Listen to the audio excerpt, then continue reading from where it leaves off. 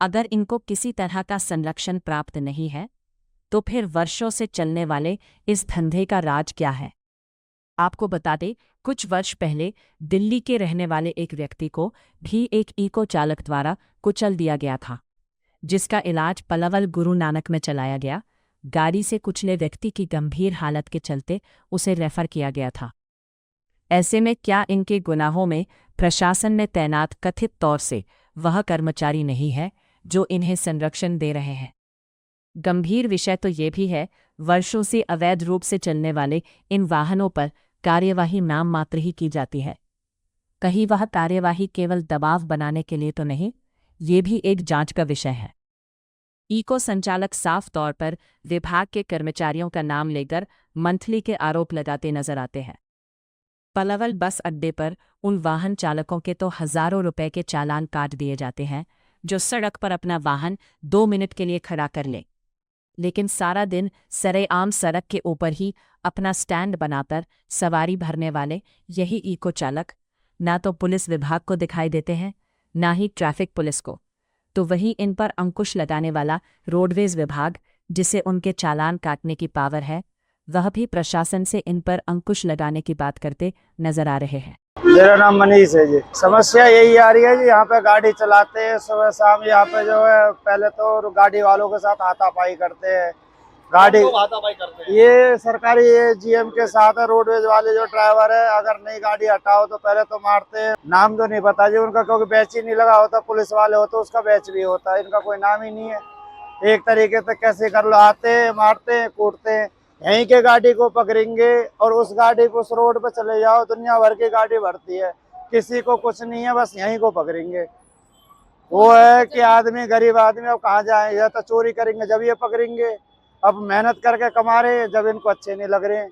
हो गई कम से कम 8-10 साल हो गए। मैं तो मंथली दी जा रही है क्या? मंथली की तो अब ये है जी, बिना मंथली का तो कोई काम ही नहीं होता है। यही ले रहे हैं, और कौन ले रहे? बिना नाम के तो नहीं ले सकता ऑन कैमरे पे, पर ये है कि बिना मंथली का कोई काम नहीं हो सकता है। हाँ जी, सभी दे रहे हैं, बाकी और गाड़ियाँ क्यों नहीं पकड़? किसी से जैसे जिसका लग रहा, किसी का 2000, किसी का 1000, किसी का 5000, जिसके जैसे दाव लग रहे वैसे ले रहे। ऐसे ऐसे भी है जो मंत्री से बात करवा देते हैं, उनसे नहीं लिया जा रहा है। हाँ जी, खुला ले रहे, दी क्या जा रही, खुला ले रहे। जीएम के साथ एक लड़का रहता है बलजीत, वो हमसे पैसे मांगता है। पहले हम उसे 2500 रुपये गाड़ी के हिसाब से दे देते, लेकिन अब वो 5000 रुपये गाड़ी के हिसाब से मांगता है। क्या जी, सुबह गाड़ी भर देते हैं यहाँ पे जी, गाड़ी भरते हैं। जीएम साहब आगे, गाड़ी हमने आगे भगा ली थी और यहाँ से गाड़ी पीछे वहाँ जाके पकड़ ली गाड़ी जी। गाड़ी पकड़ के पहले छोड़ दो जी, हम छोड़ दो, छोड़ने रहे, फिर उनको चाबी निकाल ली गाड़ी की चाबी निकाल के ये हाथापाई होने लगी। हाथापाई में फिर भाग के गया यहाँ से गाड़ी में से। मैंने कहा जीएम साहब हाथापाई मत करो, कोई बात नहीं, गाड़ी है छोड़ दो, कोई बात नहीं, मैं थाने में ले जाना है इसको, मैं ले जाता हूँ साथ में, मैं चला जाता हूँ, कोई दिक्कत नहीं है इसको। अधिकारी बलजीत था जो जीएम साहब से, और रोड बेचारे को नाम नहीं जाना, 4-5 थे। यही चाहते हैं, देखो हमारी रोटी यहाँ पे, और इन सबका हर यही गाड़ी क्यों पकड़ी जाती है बताओ जी, और गाड़ी को क्यों नहीं पकड़ते? पहले पकड़ी गई है, इसी गाड़ी को पकड़ते। हाँ, लेन देन का भी है इनका। देखो मैं तो झूठ नहीं बोलता, मेरे से तो कोई लेन देन नहीं है, ना मेरे से कभी हुई है मेरे साथ। बाकी सुनने में आ रहा है इनके साथ है, इससे कई बार गाड़ी पकड़ गई है पहले भी, इसी गाड़ी को पकड़वाते हैं। और गाड़ी कोई एक गाड़ी भर रही है उसको नहीं पकड़ रहे हैं, जो खाली गाड़ी है उसका फोटो खींच रहे हैं, उसे छोड़ रहे हैं और दे रहे होंगे। और क्या, और गाड़ी उधर भी चलती है, अलीगढ़ रोड पे चलती है, उनको नहीं पकड़ते, और किसी को नहीं, सिर्फ इसी रोड पे जी। और एक खाली वीरेंद्र के साथ ये होता है, और किसी के साथ नहीं हो रहा, इसकी गाड़ी के पीछे पड़े हुए नहीं। वीरेंद्र ही पलवल का ही रहने वाला है। लगाए गए आरोपों को लेकर जब विभाग के कर्मचारियों से बात की गई तो उनका कहना था कि उन पर लगाए गए आरोप झूठे हैं। अब अगर आरोप झूठे हैं तो कार्यवाही 2-4 महीने में क्या होती है? विभाग को चाहिए कि अगर ये आरोप झूठे हैं तो इस तरह से अवैध रूप से सवारियां बस अड्डे से न भरने दे और न ही सवारियों की जान को जोखिम में डाले। एक गाड़ी में जिसमें 6 सवारी होनी चाहिए, उसमें 12 सवारी भरना आखिरकार सवारी की जान से खिलवाड़ ही तो है। ऐसा सर, मेरी ड्यूटी लगा रखी है बाहर जीएम साहब ने, मैं उनको पकड़ने के लिए जाता हूँ। जब ये लेडीज की को पकड़ी जाती है तभी ये दुर्व्यवहार करती है। मेरे पास वीडियो भी है इसकी। मैं 19 फरवरी को मैंने गाड़ी पकड़ी थी, पहले भी उसने दुर्व्यवहार किया था मेरे साथ। कभी कहता है पैसा लेता, कभी कुछ करता, कभी मुझसे 80 का एक्टर लगाती है।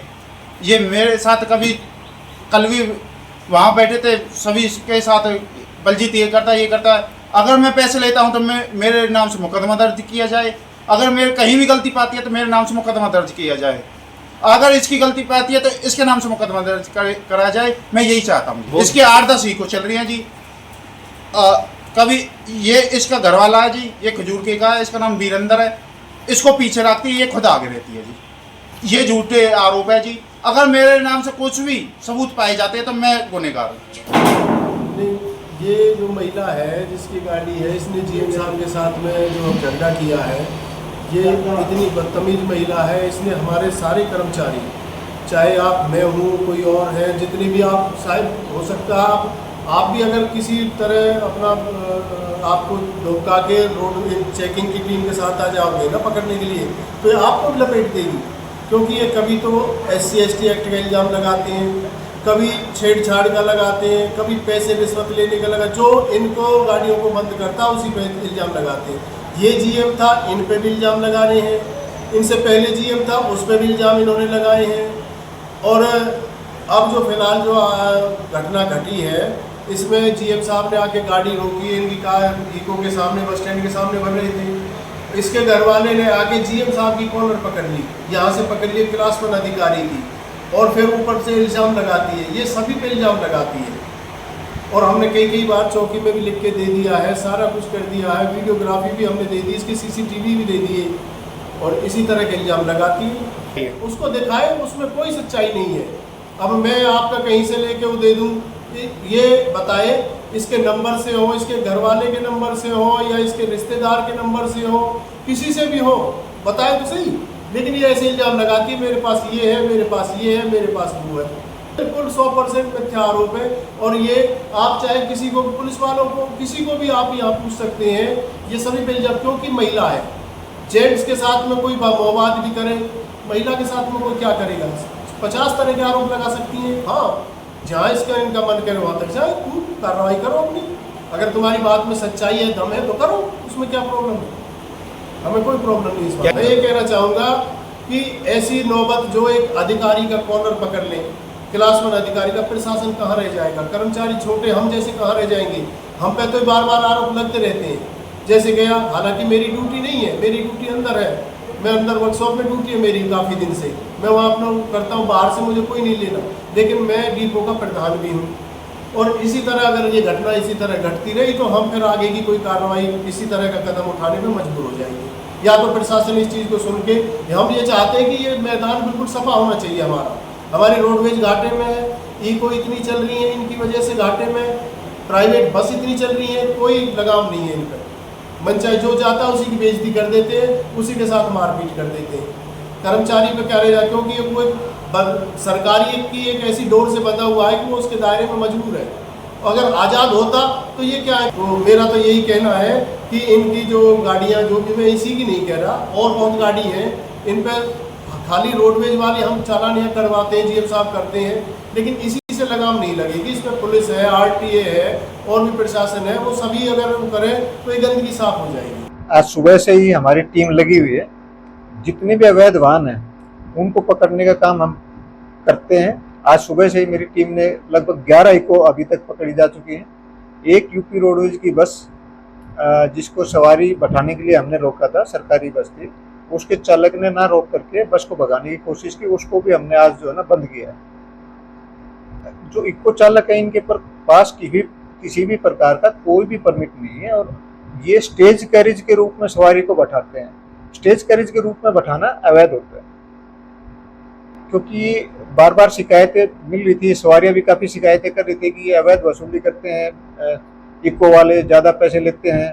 और हमारी बसों के भी आगे हमारे चालक ने भी काफ़ी बार शिकायतें की हैं कि इको वाले जो ना हमारी बसों के अंदर से भी सवारियां बैठा लेते हैं। तो उस चीज़ को देखते हुए हमारे द्वारा ये एक्शन लिया गया कि ताकि यात्री हैं उनको सुगम और अच्छी यात्रा मिले, उनको सही तरीके से वो अपने गंतव्य तक पहुंचे बिना किसी रुकावट के, ये प्रयास किया जा रहा है। नियमानुसार जब भी कोई गाड़ी पकड़ी जाती है तो उसका कम से कम 10,000 रुपये का चालान है। अगर वो बार बार रिपीट करता है तो उस चालान की जो है ना राशि बढ़ती चली जाती है, क्योंकि कोई भी चालक जिसके पास जो पर्सनल गाड़ी लेकर रखा है वो किसी भी रूप में सवारियों का ले जाने का कार्य नहीं कर सकता। और ये तो बस स्टैंड के आगे से भर रहे हैं। बस स्टैंड के आगे से भरने का मतलब है कि ये एक स्टेज से दूसरे स्टेज के ऊपर जो है ना सवारियां ले जा रहे हैं, जो कि अवैध है। यूपी रोडवेज की बस ये एटा से आ रही थी। चूंकि बस स्टैंड के बाहर भीड़ थी तो हमने, वो बस खाली थी, सवारी बैठाने के लिए उस बस को रुकवाने की कोशिश की तो चालक द्वारा बस को ना रोका गया। ये तो शुक्र रहा कि बस स्टैंड के बाहर काफी जाम लगा हुआ था, तो हमारे इंस्पेक्टरों ने आगे जा करके उसको रुकवाया और उसके बाद में ही उस बस को जो अभी वर्कशॉप के अंदर खड़ा करवाया। पलवल से बल्लभगढ़ की साइड में Haryana roadways, Rajasthan roadways, Punjab roadways, UP roadways की हर 5 मिनट के अंदर सेवा संचालित है। बिल्कुल हम इस प्रकार का एक्शन जारी रखेंगे ताकि रोडवेज को जो घाटा हो रहा है उसको पूरा किया जा सके।